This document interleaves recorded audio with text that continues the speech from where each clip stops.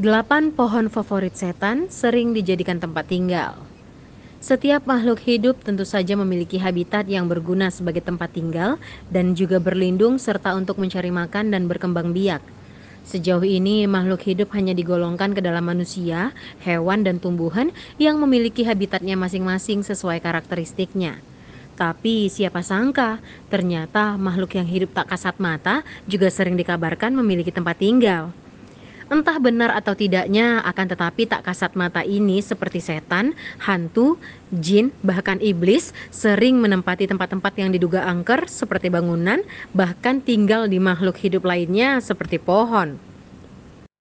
Berikut adalah 8 pohon yang menjadi mitos sering dijadikan tempat favorit para makhluk gaib. Yang pertama, pohon beringin.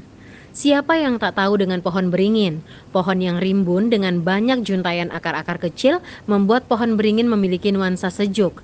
Tapi sungguh sayang, pohon yang bisa menjadi pelindung manusia dari paparan terik matahari ini sering dianggap jadi tempat favorit para setan, terutama para roh jahat nan usil.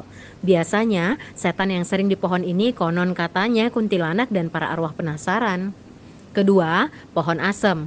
Selain beringin, pohon asem yang rimbun dan tinggi menjulang juga kerap dijadikan kabar mitos bahwa pohon tersebut jadi sarang terbesar dari bangsa jin, terutama para hantu korban kecelakaan. Entah dari mana sumber mitos ini berasal, tapi hingga kini pohon asem malah lebih terkenal akan angkernya ketimbang manfaat dari buah asemnya yang sering dijadikan bahan bumbu banyak masakan. Ketiga, pohon kapuk atau randu. Kamu tahu pohon kapuk? Malang nasibnya memang pohon yang bisa bermanfaat mengisi bahan-bahan kain, bahkan bantal, justru memiliki mitos mengerikan tentang tempat tinggal para hantu. Konon katanya, pohon kapuk sering dijadikan tempat tinggal oleh hantu semacam genderuwo dan buto ijo. 4. Pohon pisang. Pohon yang satu ini rasanya sudah terkenal ya. Pohon pisang memang sudah familiar di kalangan masyarakat Indonesia. Selain fungsi dari daun hingga batangnya melimpah, pohon ini juga terkenal jadi rumah bagi hantu khas Indonesia, yakni pocong. Entah dari mana seluk-beluk mengenai pohon pisang dan pocong ini, tapi hingga kini pohon pisang masih dianggap angker.